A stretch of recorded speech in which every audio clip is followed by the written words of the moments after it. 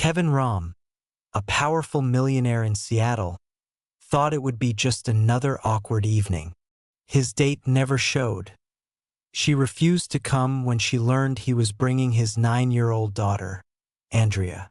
But fate had other plans.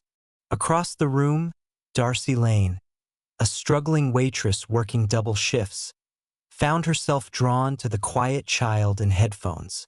Instead of ignoring her, Darcy spoke first. A single act of kindness, a shared smile, a word about agents of kindness, sparked a bond strong enough to defy cameras, gossip, and even family opposition. What began at the wrong table would turn into a story of truth, courage, and love that no one saw coming. Before we dive into the story, comment below where you're watching from. Enjoy the story, everyone. Rain braided itself down the glass of the 32nd floor while Kevin Rahm, 36, stared at a calendar that looked like a battlefield. Blocks of color, arrows, calls stacked on calls. He had built companies out of vacuum and nerve.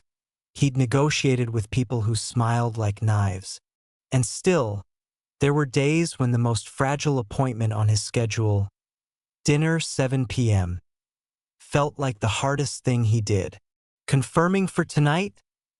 asked Marcus Gray, his assistant, framed by the doorway with a tablet tucked to his chest.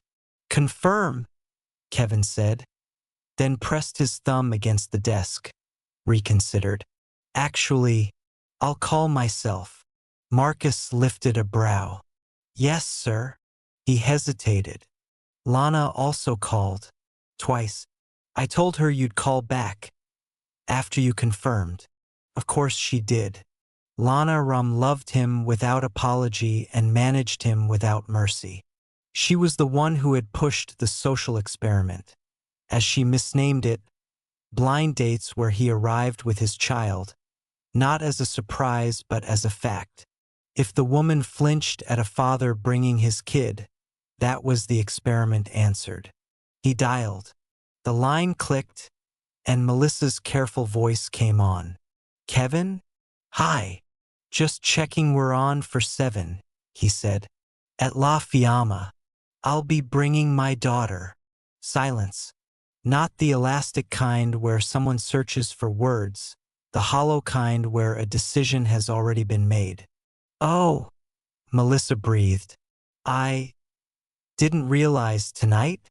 "It was in the note Lana sent," Kevin said gently. "She's 9. Her name is Andrea. She wears headphones sometimes.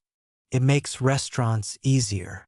Another small silence, a rearranging of tone. "Kevin, I think maybe we should reschedule. Something came up." There it was. He could have made it painless, let her off the hook. But there was a little girl in the next room counting pencils into perfect groups of 5 and trying to trust that adults meant what they said. "No problem," he replied, voice even. "Take care, Melissa." He ended the call. The aftertaste was familiar. Not humiliation, just the ache of a door quietly closing. Marcus hovered, professional sympathy behind neutral eyes. "Should I cancel La Fiamma?" Kevin shook his head. "No, I'll take Andrea anyway. We'll have pizza." He stepped into the hallway where Andrea waited on a bench, knees together, her sketchbook on her lap, noise-canceling headphones like white shells over her ears. She looked up when he approached, not straight into his eyes, just near enough to graze his cheek with her gaze. "Is she nice?" she asked, voice small but precise. Andrea had learned long ago that adults liked answers they could pin to a board. "She had to do something else," Kevin said. He crouched so his eyes were at her level. "But I still want to go. Just us." Andrea's mouth tilted. Not a smile, and almost. She closed the sketchbook. On the cover, she had lettered 3 blocky words in silver pen. Team KAD. She'd drawn a triangle beneath it. K for Kevin, A for Andrea, D for a letter she'd left empty and outlined twice. Like a placeholder she refused to fill with guesswork. Pizza, she decided. Plain. No green confetti. Basil, he said, mock offended. Basil is civilization. Green confetti, she repeated, but the corner of her mouth tipped higher. They rode the elevator down with the soft hush of rain behind the glass. Seattle was a city that understood weather and steel. He liked that about it, its refusal to make a show of either.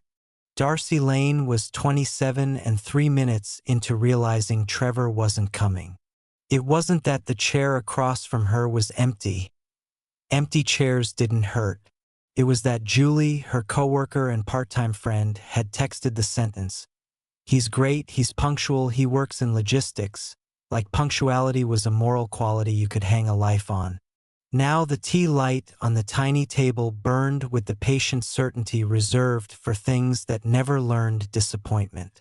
Darcy smoothed her thrift store dress and glanced toward the kitchen of La Fiamma, where Chef Elysia's voice rose and fell. Firm, musical, impossible to ignore. The restaurant wasn't fancy, not in the way that made photographs thirst for it.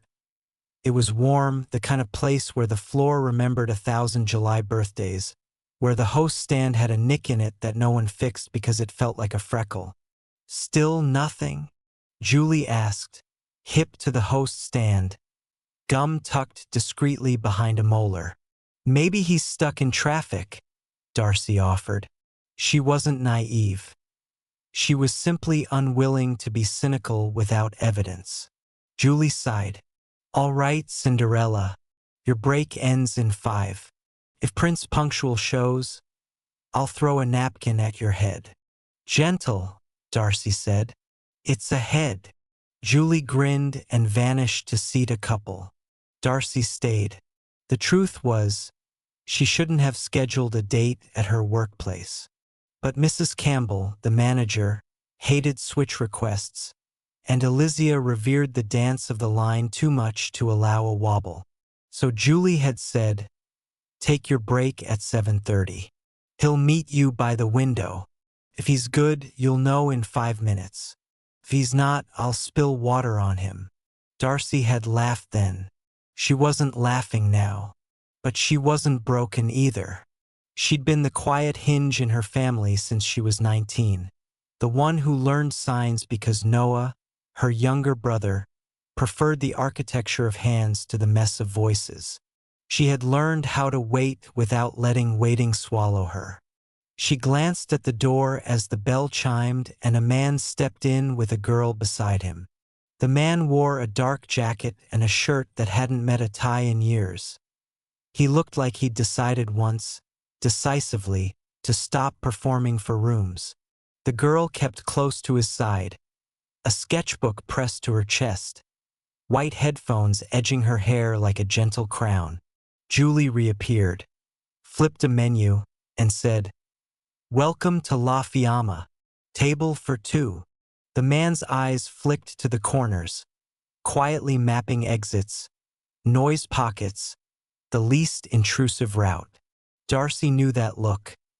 She'd walked restaurants with it for years, finding the table where a child like Noah could be himself without apology. Booth if you have it, the man said. Corner's great. Julie nodded toward the back, but a family birthday had pushed overtime into the booth. She hesitated, then pointed at the small two-top near the window where Darcy's tea light burned on like a polite witness. Darcy stepped toward them. Here, she said, before she could revise the impulse. Take my table. Julie shot her a look. You sure? Darcy answered with a nod. The man thanked them. The girl didn't speak but glanced once at Darcy's dress as if cataloging color, fabric, the way it didn't scratch against the eyes. They sat. The tea light watched. Darcy drew in a breath and pivoted back toward the kitchen, then paused as the girl lifted her pencil and tapped it against the sketchbook. Once, twice, a rhythm that was more metronome than fidget. "Hey," Darcy said softly, bending so she was level with the girl, not reaching, not asking for eye contact she hadn't been offered. "I like your headphones." The girl's shoulders eased an inch. "They're white," she said. The words were careful, like stepping stones. "Best color for secret agents," Darcy confided. "Blends with the clouds." That earned her a millisecond of direct gaze. Sea gray eyes, an entire thoughtful ocean in them. "Agents of what?" "Kindness," Darcy said, and felt foolish immediately. But the girl didn't laugh. She opened the sketchbook. On the first page, a triangle, K at one point, A at another, D at the third, outlined, waiting. "I'm Darcy," she offered. "Darcy Lane. I serve here. For food. And justice." The girl's mouth made a shape that might, in stronger light, be a smile. "I'm Andrea," she said. Then, with a courtesy so sincere it nearly broke Darcy open. "This is my dad. He is Kevin." Darcy looked up at Kevin and found him watching, not like a test, but like a parent memorizing the first snowfall of the year. "Welcome," she said and held out menus. "Our marinara tastes like it remembers your grandmother's kitchen, even if you never had one. And the basil is green confetti," Andrea said, deadpan. Darcy laughed before she could help it. "Exactly. We can ban all confetti, or we can put it on the side, where it can think about its choices." Kevin's mouth bent into a grateful line. "Side confetti," he decided. "Thank you, Darcy." She nodded, gathered herself, and slid back into motion. Orders at table 7. A wine question at 5. The birthday booth needed a second candle. She held all of it in the same hand as she held the image of a girl in headphones who had asked agents of what? As if she would actually sign up. When she returned with sodas, one without ice, one with exactly 3 cubes because that was how children who didn't like surprise liked their cold, Andrea had drawn a figure in the center of a page. Not a princess, not even a classic superhero. A person who wore ordinary clothes and a cape that looked like it had been found on a porch. And in their hand, not a sword but a pencil. "Who's that?" Darcy asked. Andrea looked at the drawing like it was a mirror she wasn't sure she trusted. "I used to have Flashblade," she said. "He ran very fast and cut problems into smaller problems." She pointed to the cape. "Now I think maybe plain clothes. She doesn't run. She stays. She writes things down until they are less scary." "Plain clothes," Darcy repeated, tasting the word. "The bravest superhero in Seattle." The girl nodded once. Then she printed, carefully, an initial over the triangle's empty point. D. And under the figure she wrote, in block letters that took their time, "Truth, courage, kindness." Kevin inhaled like he'd been underwater and had just found the surface. "That's new," he said softly. He met Darcy's eyes. "Thank you." "I didn't," Darcy began, then shut her mouth on the protest. People liked to believe kindness was a tiny thing you could hand over like a mint.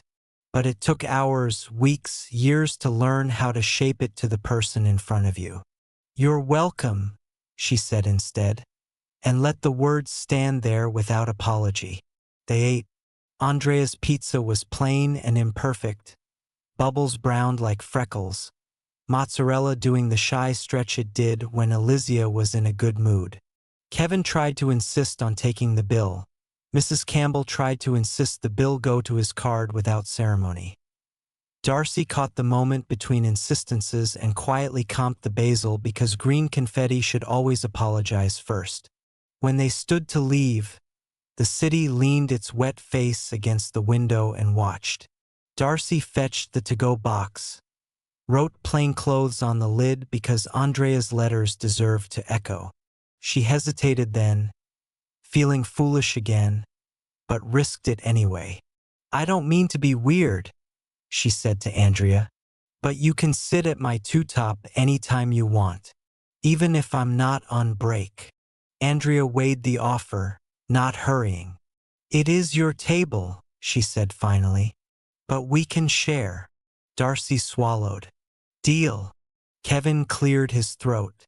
"Thank you, Darcy," he said again, and she realized he wasn't the kind of man who used please and thank you to oil the gears of a room. He used them like gifts. At the door, Julie murmured. Trevor pinged. He, quote, totally mixed up the time, unquote. He can do 9.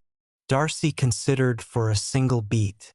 "Tell him we did 9, she said. "Last week." Julie smiled like a blade and snapped her gum to agree. Outside, the awning gathered the rain and let it go in slow beads. Kevin unfolded a small umbrella, too small for two except if the two walked like they belonged to the same task. Andrea took his left hand and the pizza box with her right, and Darcy watched them through the glass, something in her chest loosening like a knot that had been too tight for too long. A phone flashed across the street, then another. Then a lens lifted its eye and tried to swallow the moment whole. Darcy's shoulders stiffened. She wasn't a stranger to smartphones, no one who served tables in a city was, but the awareness was different when the person they pointed at stood just outside your door. She glanced at Julie, who mouthed, "You seeing this?" Darcy nodded. Kevin noticed too. Of course he did. He steered Andrea with the deftness of a man who had learned the geometry of exits and angles. He kept his head down, not in shame, but to draw the map where the map needed drawing. Another flash. Another. The door opened behind Darcy. Mrs. Campbell stepped to her side. Posture excellent, voice professionally warm. "If that's going to be a circus, we'll need to move people through the side," she murmured. "Lane, take the service corridor and keep back of house clear. Pretend you don't see them." Darcy's jaw ticked. Pretend you don't see them was a sentence she had spent her life refusing. But she moved anyway, through the hall where staff names gleamed on hooks, past the place where her thrift store cardigan hung like a patient habit. She reached the back door in time to see Kevin guide Andrea into a black SUV idling like a promise. He opened the passenger side, then crouched and, without looking around, without theater, touched his forehead briefly to Andrea's, the way you did when you were both still learning how to say things you didn't have words for. Darcy pressed her palm to the cool metal of the door. Andrea looked up and saw her. She lifted the pizza box and pointed at the word on the lid with a grin so fast it could have been a secret handshake. "Plain clothes." Darcy grinned back. It wasn't a thing you could photograph well, a grin in a service corridor in the rain, but it was the kind of thing that could make a hard day turn on a hinge. The SUV slid into traffic. The phones pocketed disappointment, hungry for another angle. Julie arrived behind Darcy and leaned against the frame. "So," she said, "that was the man who tips like he has opinions."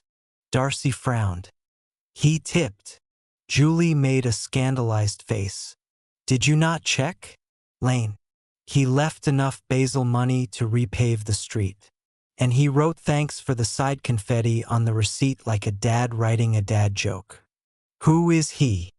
Darcy thought of the way he watched his daughter watch the world. "Someone who knows how to carry umbrellas that are too small," she said, because the truth was too big for a sentence yet. "Welp," Julie declared, "Trevor is over." The man was 10 minutes late to his own first impression. "I don't trust a person who can't tell time." "Maybe he had a reason," Darcy said. "It was a reflex, a habit of ordinary generosity. Julie snorted. Maybe he had a watch. Darcy laughed. Then she folded the pizza box liner into the recycling bin, washed her hands, tied her apron back on, and went to table 9 where a kid had torn a straw wrapper into confetti and was miserably staring at the evidence of his own chaos. "Hey," Darcy said, and knelt so her eyes met his. "Want to help me put the confetti in timeout?" He blinked, stilled, and then smiled, and together they swept the tiny storm into a small paper island, where it could reconsider its life choices without shame. In the SUV, Andrea unboxed a slice and held it like a page she could read. "That girl," she said. "Darcy," Kevin supplied. "She talked to me first," Andrea said. "People sometimes don't. They talk to the side of my head, where they think an answer will be."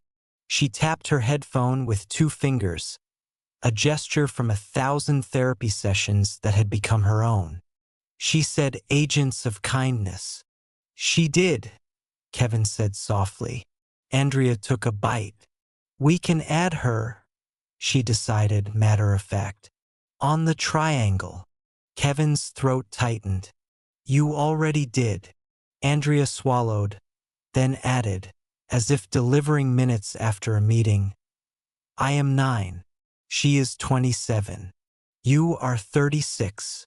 Kevin huffed a laugh. "That I am." 36 is old enough," Andrea said. "For what?" "To stay," she answered, and put the pizza box on her lap like a blueprint. Kevin watched the wipers mark time. Somewhere behind them, the flash of a camera had tried to make a moment into a headline. Somewhere ahead, the bay blurred and steadied itself under rain. Seattle was excellent at rain. People, he thought, were less practiced, but you could learn almost anything if someone patient stood in the weather with you. He reached for his phone. A message from Lana glowed on the screen. "How was she? How was Andrea? How are you?" He typed. "The date canceled. We went anyway. And Andrea met someone who saw her." There was a pause, a syllable of sisterly heart, before Lana wrote back, "Good. Keep the umbrella. Tell me everything tomorrow." He didn't tell her about the cameras. He didn't tell anyone about cameras anymore, not until he had to. He did, however, look at Andrea and say, "Next time we can sit at the same table, the one by the window." Andrea nodded. "We can share," she said again, solemn as a vow. Then she drew a small line beneath Team KAD and printed 3 words the size of a whisper. "Final mission. Stay." Kevin's fingers tightened on the wheel. "Copy that," he said, because some words needed answers that sounded like they could carry weight. Behind them, the phones were busy, the internet slower to light than a spark but quicker to jump than a heartbeat. But for a few blocks, a pocket of ordinary through the city, there was just a father, a daughter, and a warm pizza in a car that smelled like rain. And a table no one chose, waiting by the window for the next time it might matter. Seattle's morning newspapers no longer sold themselves by the pound. They were relics, frames of ink at coffee counters, props in waiting rooms, but the photos lived where all photos lived now, everywhere. Darcy Lane had barely tugged her apron over her shoulders when Julie found her by the espresso machine, phone angled like a warning flare. "Lane," Julie whispered. "You're trending." Darcy frowned. "That's impossible. I can't even get Wi-Fi at my apartment." "Not you." Julie shoved the screen closer. "You with him." The photo had been taken through La Fiamma's window, rain streaks like accidental brushstrokes. In it, Kevin Rahm leaned close to his daughter, umbrella cocked too small for their shoulders, while Darcy's reflection lingered ghost-like in the glass behind them, carrying a pizza box. The caption, supplied by strangers who didn't know her name, read, "Who was the waitress who stole Seattle's richest widower's attention?" Darcy's stomach hollowed. "I didn't." "You didn't do anything," Julie cut in. "That's the problem. People think if you breathe near money, you're hunting it." "Isn't that exactly what Mrs. Campbell thinks?" Darcy muttered. As if summoned, Mrs. Campbell emerged from the office, her lipstick precise, her tone managerial silk. "Lane, my office. Now." Andrea, 9 and exact, had opinions about breakfast. Namely, that cereal must be measured to the line on the bowl's ridge, and that milk was acceptable only if poured after she had confirmed her pencil supply for the day. Kevin let her rituals stand. They were scaffolding, not weakness. He was reading emails when Andrea set her spoon down and announced, "She's on the computer." Kevin blinked. "Who?" "Darcy." Andrea turned the tablet to him. She had found a blog, of course. Andrea could navigate screens faster than adults who claim to be fluent. "They're saying she wants to marry you because of pizza." Kevin read enough to confirm.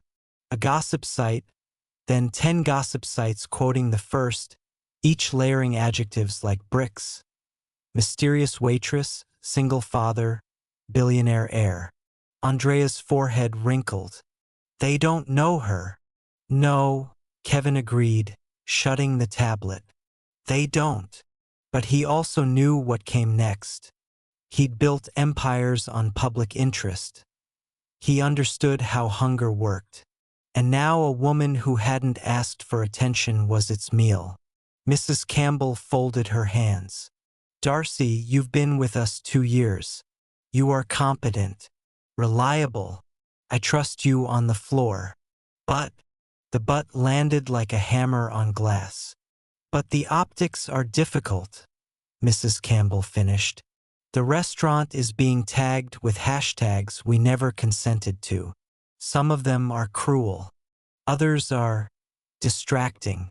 We are a family establishment. We cannot be a headline." Darcy tried.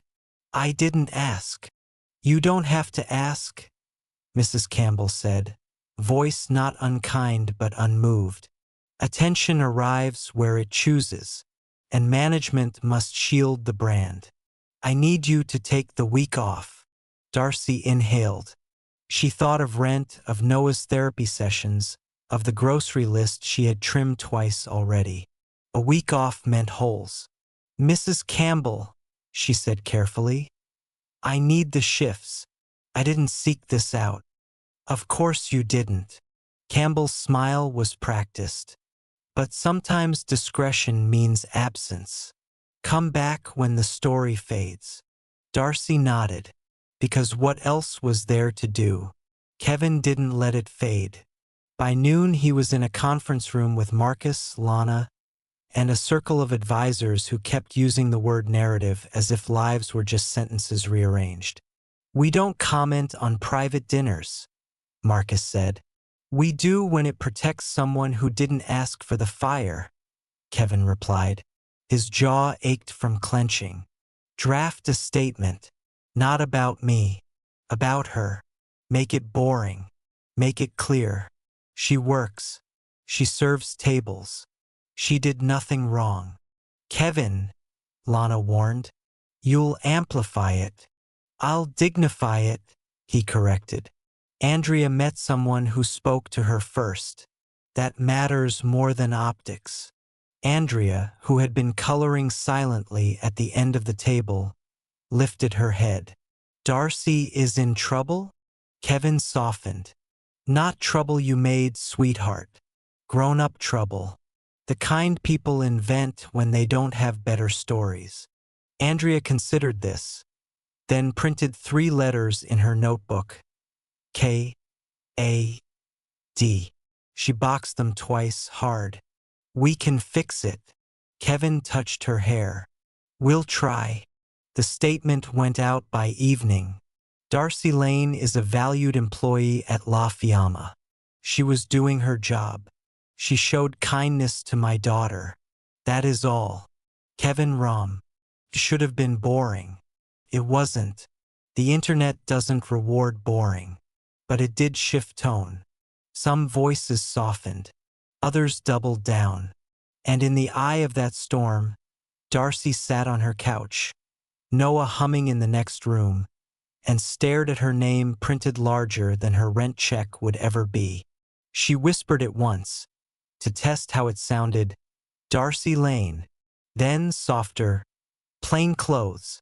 The superhero Andrea had drawn now felt like a weight in her pocket, as if she'd been recruited into a team she didn't know she'd applied for.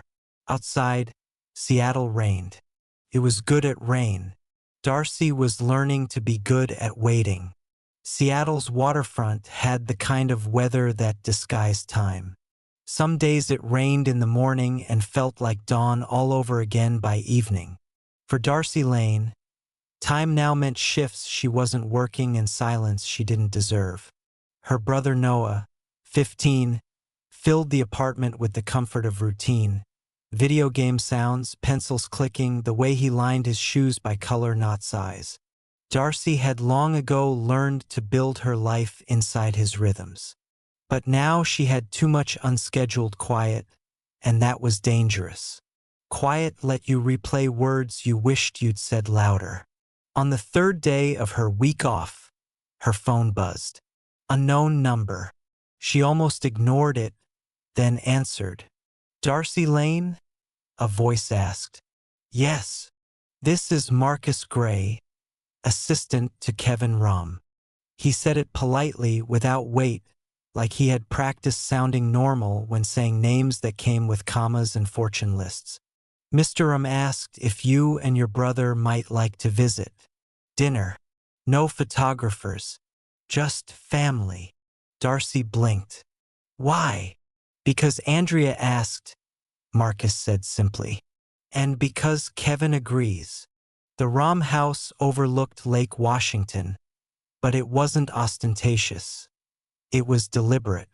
Lines clean, glass wide, the kind of place that absorbed weather instead of fighting it. Inside, Andrea sat cross-legged on the floor, sketchbook open, colored pencils in precise rows. She looked up as Darcy entered. You came, she said. You invited me, Darcy replied, unsure if it was the right answer. Andrea nodded. This is Noah? Darcy's brother hovered near the doorway, scanning edges. Kevin crouched, careful not to startle him. Hi, Noah. Want to see the game room? It has too many controllers.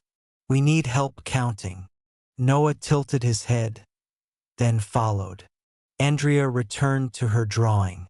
Darcy sat on the rug. What are you working on? Andrea held up the sketchbook.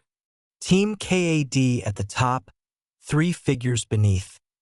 Kevin with a shield, Andrea with her headphones, and Darcy in her thrift store dress holding a tray that doubled as a shield. Below, 3 words again. Truth, courage, kindness. You're on the team, Andrea said matter-of-factly. Darcy swallowed. That's a big responsibility. Andrea shrugged. Better than being alone. Kevin's voice came from the kitchen. Dinner's ready. Side confetti only. They ate spaghetti with sauce too good to have come from a jar. Kevin cooked. Darcy noticed he was careful with measurements, the way people become when they're used to adjusting recipes for children who don't like surprise. Andrea approved. Noah ate quietly but without distress, which was victory enough. Afterward, Kevin brought out mugs of cocoa, steam rising like punctuation.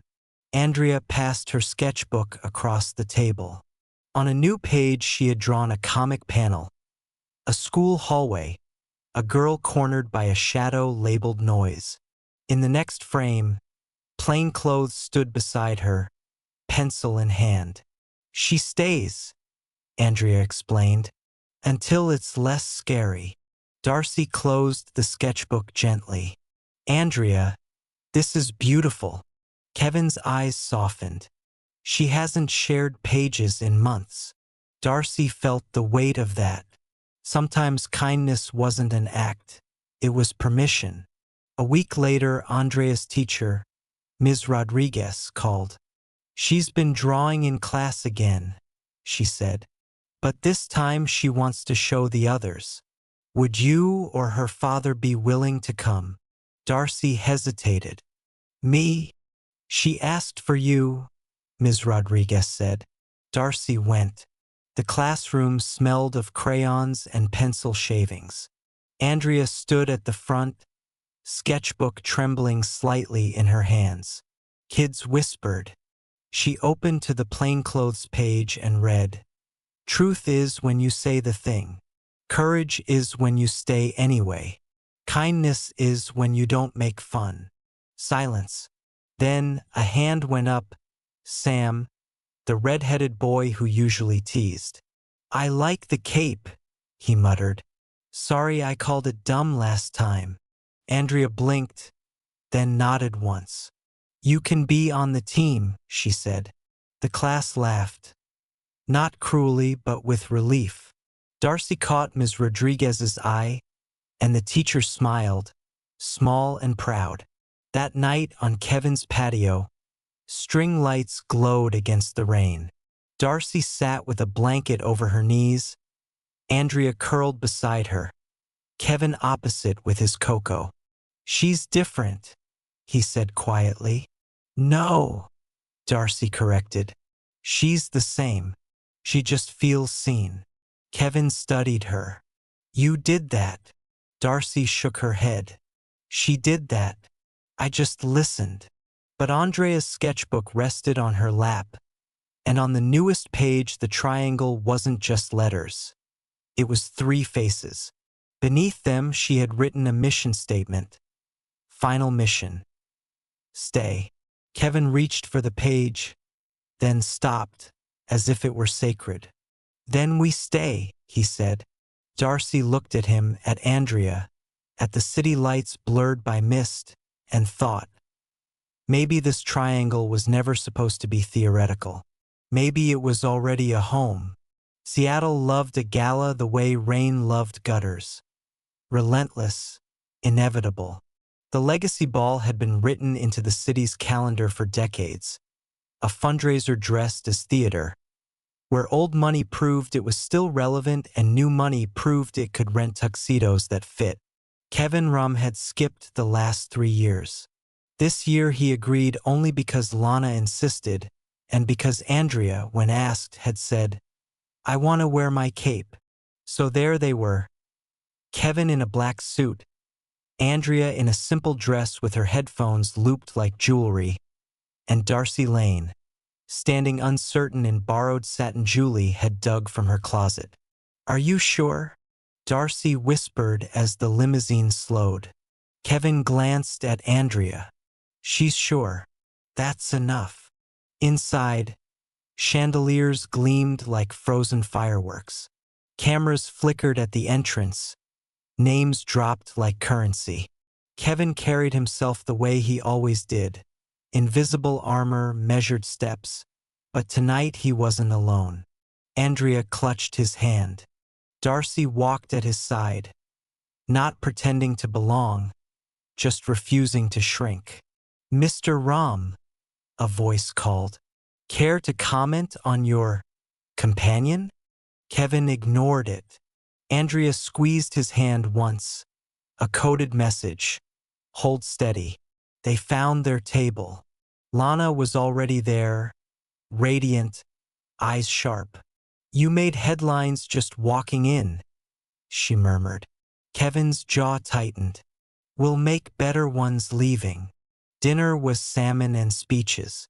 Andrea sat quietly, sketchbook balanced, drawing capes on every person who walked past. Darcy tried to breathe. The weight of attention wasn't new. She'd felt it since the photo at La Fiamma. But here it was magnified. Every glance a question she hadn't agreed to answer. Halfway through the evening, Harold Rahm, Kevin's uncle, approached. Tall, silver hair combed like armor, smile honed to a blade. "Kevin," he said warmly, "you've brought company." His eyes flicked to Darcy, then dismissed. "Curious choice." Darcy lowered her gaze. Andrea did not. She stood, small but steady, and held up a page she'd been working on. 3 figures beneath a banner that read Team KAD. "This is us," she said. "And we don't need your permission." Harold blinked. A ripple of amusement spread among the nearby tables, some cruel, some charmed. Kevin rose, protective heat under his skin. "That's enough," he said quietly. But Andrea wasn't finished. She turned the page. On it, she had written in block letters, "Kindness is never a mistake." The ballroom stilled. It wasn't the words. It was the fact a 9-year-old had said them where everyone was watching. Harold recovered, chuckled, and patted Kevin's arm as if smoothing a wrinkle. "She has spirit. But the world is not kind, nephew. Don't confuse sentiment with strategy." Kevin's hand found Darcy's. He laced their fingers together, not as theater, not as rebellion, but as truth. "I'm not confusing anything," he said. "Not anymore." Flashes erupted, phones, cameras, curiosity feeding itself. But Kevin didn't flinch. Andrea, cape draped over her shoulders, stood between them like a general presenting her army. Later, in the car, Andrea leaned against Darcy's shoulder. "We won?" she asked, half asleep. Darcy smoothed her hair. "We didn't need to win. We just needed to tell the truth." Kevin watched them both, rain streaking the window behind him, and thought of Harold's warning. The world was not kind. Maybe. But kindness could still be a strategy if you were stubborn enough to build with it. Seattle's skyline blurred in the distance.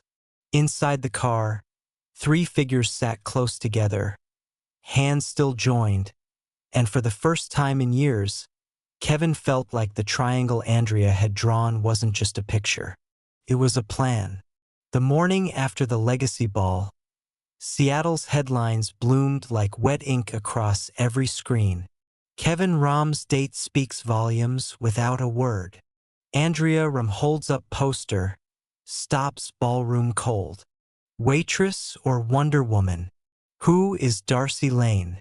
Darcy read none of them intentionally. They arrived anyway. Texts from Julie, links dropped in her inbox, strangers tagging her name in places she'd never walked. She wanted to shrink, to fold herself small, but Andrea's words kept echoing. Kindness is never a mistake. At La Fiamma, Mrs. Campbell called her back into the office. "You've caused a stir," she said briskly. "But business is up. People are booking tables just to sit where you stood. We'll keep you on." Darcy swallowed. "Because of curiosity, not competence?" "Because of both," Mrs. Campbell admitted. "And because Kevin Rahm's lawyer sent a donation to the staff fund." Quietly, Darcy exhaled. For once, trouble hadn't cost her everything. Across town, Kevin faced his own fallout. Harold had sent a terse email. "You embarrassed the family. Money requires discretion, not public experiments." Kevin deleted it. He'd spent years mistaking discretion for dignity. Last night had shown him the difference. Andrea, sprawled on the living room floor with markers scattered like jewels, looked up. "Are they mad?" "Some are," Kevin said honestly. Andrea considered. "That's fine. They're not on the team." Kevin smiled. "Exactly." She bent back to her sketch. This time she drew Seattle's skyline. 3 caped figures perched on the Space Needle. Beneath them, bold letters, truth, courage, kindness. Days blurred into something quieter. Darcy found herself at the Rahm house more often, helping Andrea with art projects, laughing with Noah when he and Andrea built Lego towers taller than themselves, listening to Kevin talk less about quarterly earnings and more about bedtime rituals. One evening, Andrea padded into the kitchen holding her sketchbook. "Final mission," she announced. Darcy looked. The page showed 3 figures at a dinner table: Kevin, Andrea, Darcy, with cocoa mugs steaming. Beneath them, "Stay." Kevin met Darcy's eyes. "She doesn't draw that lightly," he said. Darcy traced the letters with her finger. "Neither do I." But staying meant choices. Darcy still worked shifts. Kevin still bore the weight of a city's expectations. And the world didn't forget easily. Paparazzi lingered at corners.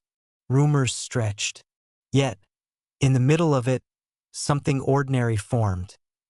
Meals cooked, homework checked.